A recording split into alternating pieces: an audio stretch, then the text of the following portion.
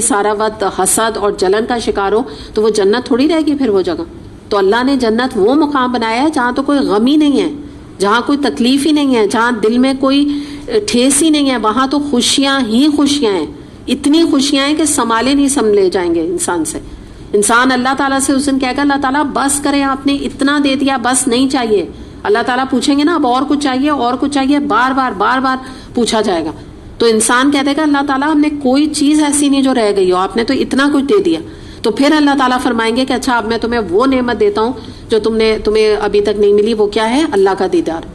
اس حد تک وہاں پہ خواہشات کی تکمیل ہے. تو اگر اللہ نہ کرے ہمیں کسی عورت کو وہاں جا کے جیلس ہونا ہے, یہ اپنے ذہن میں رکھیے گا, تو وہ ویسے بھی اللہ سے مانگ لے گی. وہ کہہ نہیں دے گی اللہ تعالیٰ مجھے تو یہ پسند نہیں آ رہا ہے, یہ طریقہ کار ہے نا, یہ بات ہو سکتی ہے. تو ہم تو نہیں دیکھتے یہاں کوئی بات ایسی ہے. تو اس سے ہمیں پتہ چلتی ہے یہ بات کہ وہاں ہر ایک راضی ہوگا, ہر ایک خوش ہوگا اللہ کے فیصلے پہ, کیونکہ وہ جگہ ہی ایسی ہوگی. اللہ تعالیٰ نے وہ جگہ ہم انسانوں کو راضی کرنے کے لیے بنائی ہے, اور یہاں ہمیں اللہ کو راضی کرنا ہے. یاد رکھیے وہاں جو جگہ ہیں وہ تو اللہ پوچھ کے ہمیں راضی کرے گا انشاءاللہ, پوچھ کے اللہ تعالیٰ خوشیاں فراہم کرے گا. اور آج ہمیں یہ کام کرنا ہے اللہ کے لیے. بالکل آپ سمجھیں کہ برابر کا بدلہ ہے جو اللہ تعالیٰ ہمیں دے گا انشاءاللہ. آگے دیکھتے ہیں.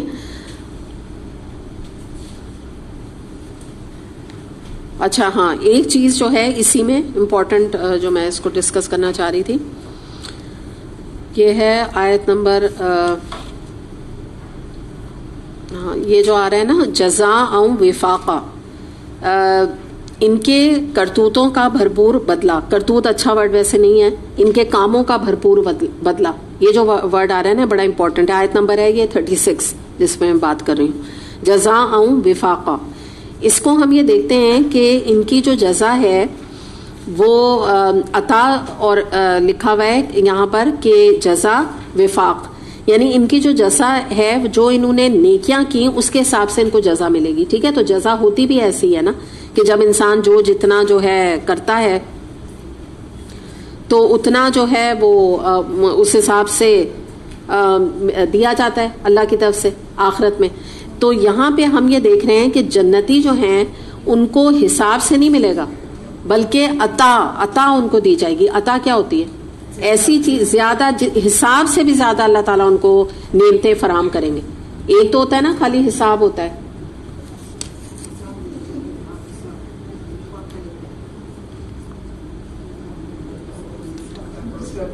آپ کون بول رہے ہیں؟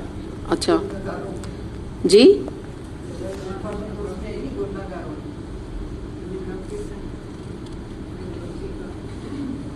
جزاء وفاقا لکھا ہوا ہے یہاں پہ. تو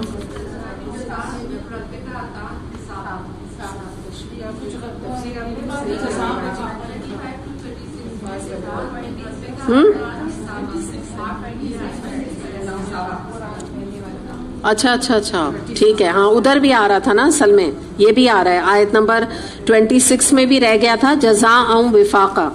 یہ جو ہے نا جو میں نے آپ کو یہاں بھی یہ بھی ادھر ایکچولی رہ گیا تھا تو میں ادھر آ گئی تھی یہاں پہ کہ ان کے کرتوتوں کا بھرپور بدلہ, یعنی ان کی جزا بھرپور ان کو ملے گی. یہ بھی وہی معنی ہے. اور یہاں پہ اب جو ہم دیکھ رہے ہیں جزاء من ربک عطاء حسابا. ٹھیک ہے, آیت نمبر 36 اس میں بھی یہی بات ہو رہی ہے کہ ان کو جزا جو ہے ان کے رب کی طرف سے جو ملے گی وہ حساب سے ملے گی. ایک بات ہم کر رہے ہیں نا, تو جب میں نے جیسا آپ کو بتایا کہ ہم جو کچھ بھی کام کرتے ہیں تو جب ہم نیکیاں کرتے ہیں ظاہر ہے جتنی نیکی کریں گے اسی سے ہمارا حساب کتاب ہونا ہے نا نامہ اعمال میں. لیکن عطا جب اللہ تعالیٰ دے گا ہمیں وہ بے حساب ہوگی جنت. وہ اتنی زیادہ اللہ تعالیٰ ایکسٹرا چیزیں ہمیں دے دے گا کہ یہ جو ہے نا وہ کافی انعام تمہارے رب کی طرف سے, کافی انعام.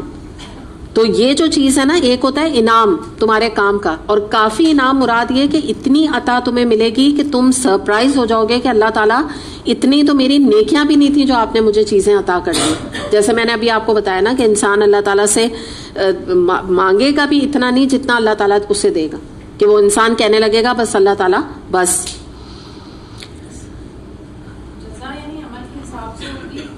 عطا بے شمار بالکل نہیں, جزا جو ہے وہ اچھے سینس میں استعمال ہوتا ہے, وہ سزا ہوتی ہے. پھر جزا جو ہے نا وہ ہوتی ہے اچھے سینس میں. جزا ہم کیا کہتے ہیں؟ جزاک اللہ کہتے ہیں نا, تو جزا جو ہے وہ اچھے سینس میں ہے, اور یہ جو بات یہاں پر ہو رہی ہے عطا, یہ بے حساب ہے جو جنت کی خوبی ہے. اور ظاہر ہے وہ ان کو ملے گی اہل متقین کو. کچھ ہوں گے ایسے جن کو حساب سے ملے گی, کچھ ایسے اتنے نیک کام کرنے والے ہوں گے جن کے لیے عطا ہوگی, ایکسٹرا ہوگا اللہ تعالیٰ کا. ظاہر ہے وہاں درجات ہیں نا, سیم تو نہیں ہے. جنت کے 100 درجات ہیں, ویسے انسانوں کے بھی الگ الگ معاملات وہاں چلیں گے. جی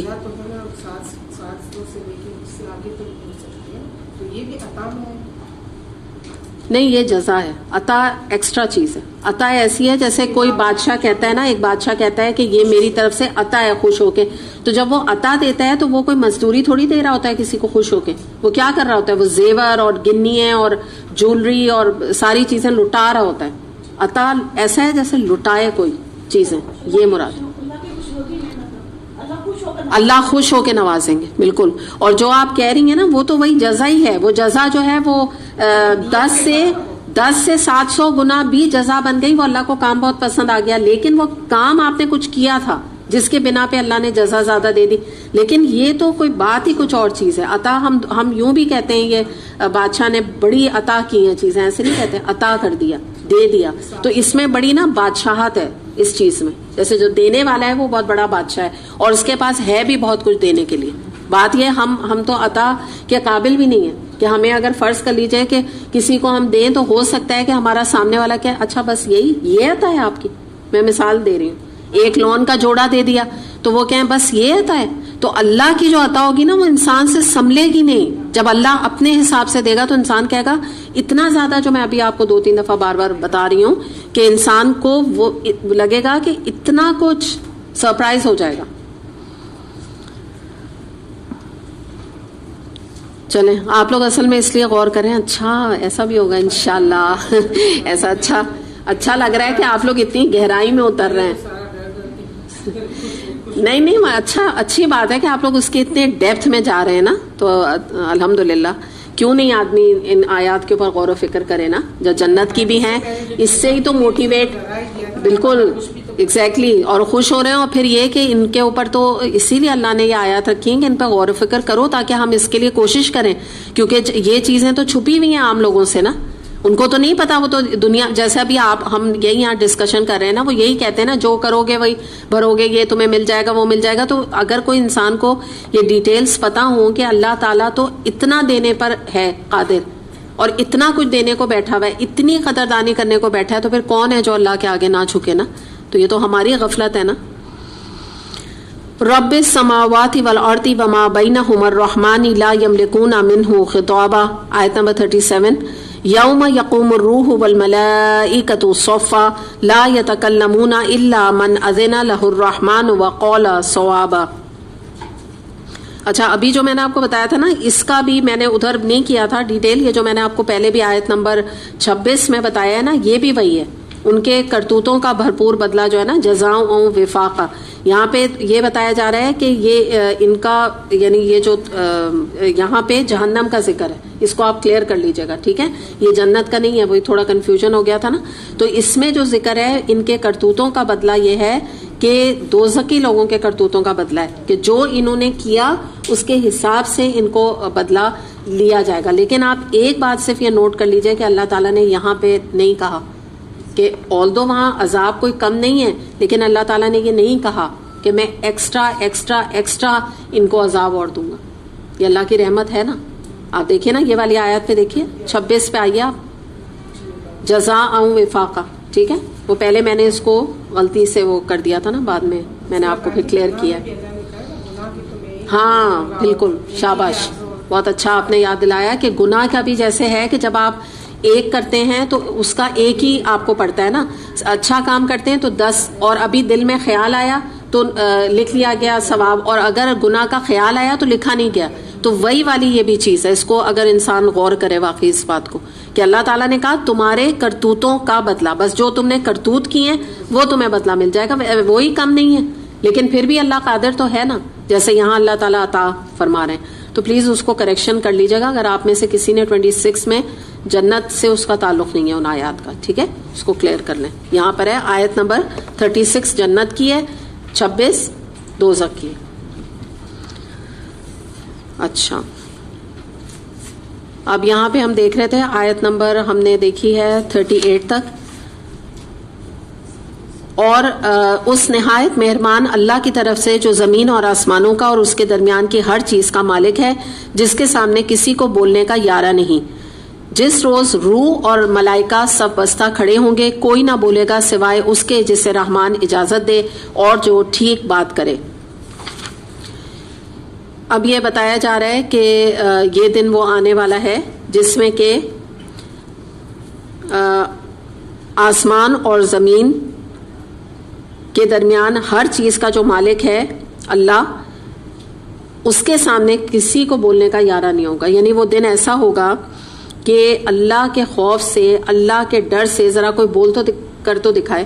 اتنی ہیبت، اتنا اللہ کا جلال، اتنی اللہ کی عظمت اس دن ہوگی، اتنی اللہ کی قدرت کا مظہر نظر آ رہا ہوگا قیامت والے دن کہ انسان کا منہ نہیں کھلے گا اللہ تعالیٰ کے سامنے. جو آج اتنی بڑی بڑی باتیں انسان بناتا ہے نا، قرآن کے بارے میں باتیں کرتا ہے، نماز کے بارے میں جو دل چاہتا ہے کرتا ہے.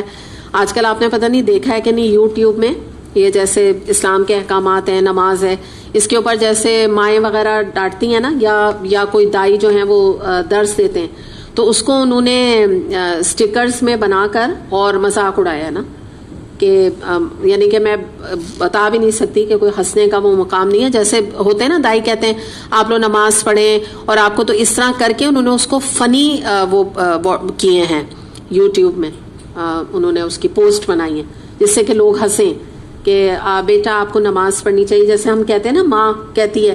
تو اس طرح اس کو مذاق اڑانے کے سینس میں انہوں نے، بچوں نے، جیسے بچے نہیں کہتے ماں ہر وقت ہمیں نیک کرتی ہے جی، ہاں وہی وہ دیکھے ہیں تم نے؟ اچھا، اچھی بات نہیں دیکھے. تو وہ کوئی دیکھ نہیں سکتا. آپ کو اتنی تکلیف ہوگی اور آپ کو لگے گا شاید میں ہی ہوں یہ میری بنا دی ہے. یعنی میں نہیں کہہ رہی، میرا مطلب ہم سب مائیں، ایسے لگے گا، ہر ماں کو لگے گا یہ میں ہی شاید اپنے بچے کو جو کہتی رہتی ہوں نا نماز کا باب، وہی پکچر بنا دی ہے انہوں نے کہ مطلب اس میں ہنسی مذاق بچے کر رہے ہیں نا کہ یہ میری ماں ایسے کہتی ہیں، تمہاری ماں ایسے کہتی ہیں، مولوی صاحب یہ کہتے ہیں. ایسے مولوی جو درس وغیرہ جو مولوی دیتے ہیں نا باقاعدہ، تو ان کی داڑھی بنائی ہے، تو چہرے پہ ان یہ ادھر ماتھے پہ نشان ہوتا ہے نا، تو ان کی عجیب منہ پہ یہاں نشان، ادھر نشان، تو وہ عجیب سی شکل بنائی ہے اور اس میں کہہ رہے ہیں کہ یہ آپ لوگ جو میرے چہرے پہ نشان دیکھ رہے ہیں، مطلب فنی جیسے نا کہ نشان دیکھ رہے ہیں، تو یہ میرے نا وہ نہیں ہوئے ہیں، دانے نہیں نکلے ہوئے ہیں، یہ تو نماز پڑھ پڑھ کے میرا چہرہ ایسا ہو گیا. آپ سوچیں.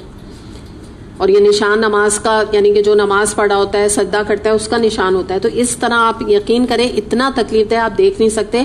اور یہ مسلمان بچے جو یہ کام کر رہے ہیں، اتفاق سے مجھے کسی نے دکھایا تو مجھ سے تو دیکھا ہی نہیں جا رہا تھا. اتنی مجھے تکلیف ہو رہی تھی کہ یہ کس قسم کی باتیں ہیں کہ مولویوں، اور داڑھی ہے ان کی جو وہ درس دے رہے ہیں، تو ان کے درسوں کا مذاق. اور وہ درس میں کیا ہوتا ہے جو ہم یہاں باتیں کرتے ہیں قرآن کی، اس قسم کی باتیں. نماز کے اوپر ہنسی مذاق کے، یہ دیکھو یہ وقت ہو گیا، جیسے ہنس رہے ہیں نا کہ مغرب کا ٹائم ہو رہا ہے اور آپ یہ کر رہے ہو وہ کر رہے ہو، کہ جیسے سب ہنسیں بچے نا کہ ہاں ہماری مدر بھی ایسی کرتی ہیں. واقعی یہی ہوتا ہے. تو یہ آپ سوچیں کہ حال ہو گیا ہے نا لوگوں کا.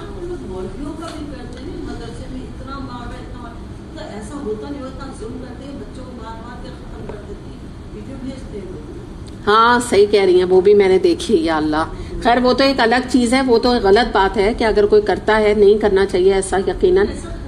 ہاں ویسے پتہ نہیں بھائی، اب اللہ عالم کے اسلام کو بدنام کرنے والی بات ہے. بالکل آپ صحیح کہہ رہی ہیں کہ ایسا کون ہے جو یہ سب دیکھ رہا ہے، مطلب مار رہا ہے اور اس کی ویڈیو بن رہی ہے. بدنام کرنے کا ہو سکتا ہے طریقہ. صحیح کہہ رہی ہیں آپ بالکل.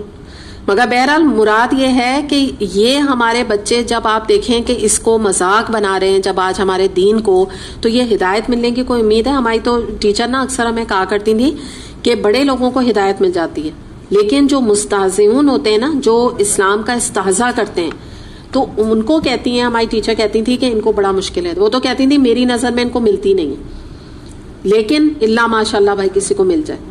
کیونکہ جب آپ مذاق کسی چیز کو، نمازوں کو اور اللہ کے کلام کو بنا لیں گے تو مطلب پھر دل تو اتنا سخت ہو جائے گا، اتنا سخت ہو جائے گا کہ انسان کو تو کبھی رونا کیا، کوئی اللہ کے ایک ٹکڑے کی بھی محبت دل میں ایک رائی کے برابر بھی نہیں رہے گی. آپ نوٹ کریں نا، اگر اس پہ ہنسی آنے لگ جائے تو کیا ہو. اور یہی مجھے ہو رہا تھا کہ جو بچے نہیں بھی اس طرف ہیں تو وہ اور اس چیز کو لائٹلی لینے لگیں گے جب یہ دیکھیں گے اس قسم کی. اچھا آگے جو بات آ رہی ہے وہ کیا آ رہی ہے کہ یہی بات ہم جو جس پر تھے وہ یہ کہ کسی کو بولنے کا یارہ نہیں ہوگا، یعنی کوئی اس دن وہاں بول نہ سکے گا. اور آگے جو بات آ رہی ہے کہ فرشتے اور روح جو ہے وہ جبریل علیہ السلام کو کہا جاتا ہے سب بستہ، یعنی ایک لائن میں کھڑے ہوں گے اور کوئی نہیں بولے گا. اب یہاں شفاعت کا کانسیپٹ آ رہا ہے کہ اور جو ٹھیک بات کہے گا بس اس کے لیے وہ فیصلہ ہوگا. یعنی مراد یہ شفاعت کے حوالے سے بات کی جا رہی ہے کہ اللہ جسے اللہ تعالیٰ اجازت دیں گے وہ شفاعت کر سکے گا، جس میں ظاہر نبی کریم صلی اللہ علیہ وسلم ہے. اس کے علاوہ جو درست بات کرے گا، اگر کوئی انبیاء کوئی فرشتے کسی کے لیے کہیں گے بھی شفاعت کے لیے تو پہلے اللہ تعالیٰ چیک کریں گے کہ یہ بات درست ہے، کس کے لیے ہے، وہ اس معیار پہ پورا اترتا بھی ہے کہ اس کی شفاعت کی جائے کہ نہیں. تو اگر آپ نوٹ کیجئے ساری شفاعت لوٹ کے تو اللہ ہی کے پاس چلی جاتی ہے. آگے دیکھتے ہیں ذالک الیوم الحق فمن شاء اتخذ الی ربہ مآبا انا انذرناکم عذابا قریبا یوم ینظر المرء ما قدمت یداہ ویقول الکافر یا لیتنی کنت ترابا. وہ دن برحق ہے، اب جس کا جی چاہے اپنے رب کی طرف پلٹنے کا راستہ اختیار کر لے. ہم نے تم لوگوں کو اس عذاب سے ڈرا دیا ہے جو قریب آ لگا ہے، جس روز آدمی وہ سب کچھ دیکھ لے گا جو اس کے ہاتھوں نے آگے بھیجا، اور کافر پکار اٹھے گا کہ کاش میں خاک ہوتا. اب وہ دن برحق ہے، کون سے دن کی طرف اشارہ ہے؟ قیامت کے دن کی طرف، کہ جس کا جی چاہے اپنے رب کی طرف پلٹنے کا راستہ اختیار کر رہے. یعنی بڑی گہری بات ہے یہاں کہ دیکھو تمہیں لا محالہ، تم چاہو نہ چاہو تمہیں لوٹ کے تو اللہ کی طرف آنا ہے.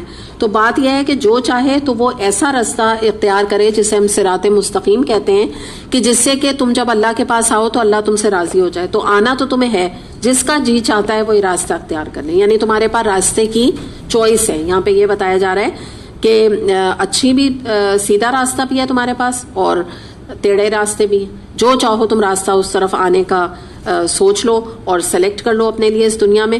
اور دوسری بات یہ کہ ہم نے تم لوگوں کو اس عذاب سے ڈرا دیا جو قریب آ لگا ہے. یعنی مراد یہ کہ اللہ تعالیٰ نے بڑے اچھے طریقے سے بڑی ڈیٹیل میں اللہ تعالیٰ نے قرآن میں بار بار آیات کے ذریعے سے ہمیں بتا دیا. جیسے مثال کے طور پہ سورہ کہف آیت نمبر 49 میں آتا ہے جو کچھ انہوں نے کیا وہ سامنے اس سے دیکھ لیں گے، پا لیں گے. پھر آتا ہے سورہ قیامہ آیت نمبر 13 میں انسان کو اس دن اپنے اگلے پچھلے اعمال کی خبر دے دی جائے گی. یہ تو 2 آیتیں میں نے آپ کے سامنے رکھی ہیں، پورا قرآن اس سے بھرا ہوا ہے. اللہ تعالیٰ نے کلیئر بتا دیا، ڈراوا دے دیا، وارن کر دیا یہ دن آنے والا ہے، دیکھ لو اس کی تیاری کر لو، یہ دن آنے والا ہے، یہ تمہیں نجات دینے والے کام ہے، یہ تمہیں گمراہ کرنے والے کام ہے، یہ تمہارا انجام خراب کرنے والے کام ہے، یہ تمہیں اچھا انجام دینے والے کام ہے. سب اللہ نے کلیئر بتا دیا. اور اس روز آدمی وہ سب کچھ دیکھ لے گا. یعنی مراد اس سے ہے کہ جس چیز کو وہ جھٹلاتا تھا یعنی عذاب، اس کو انسان جو ہے وہ اچھی طریقے سے اس کے سامنے وہ عذاب آ جائے گا جس کو کہ وہ دیکھے گا. اور کافر پکار اٹھے گا کاش میں خاک ہوتا.